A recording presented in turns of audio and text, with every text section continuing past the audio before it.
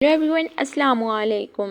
आज मैं आपके साथ बहुत ही खूबसूरत बच्चियों के नाम शेयर कर रही हूँ और इनके मायने और ये किस सूरत से लिया गया नाम है ये भी, और इनकी आयत नंबर नुसरत, मदद, फ़तह। सूरत बकरा की आयत नंबर 214 से लिया गया नाम। इसी के साथ नेक्स्ट नेम देखें, दुआ। दुआ नाम का जो मायने है अल्लाह से मांगना, और ये भी सूरत बकरा की आयत नंबर 186 में से लिया गया नाम है।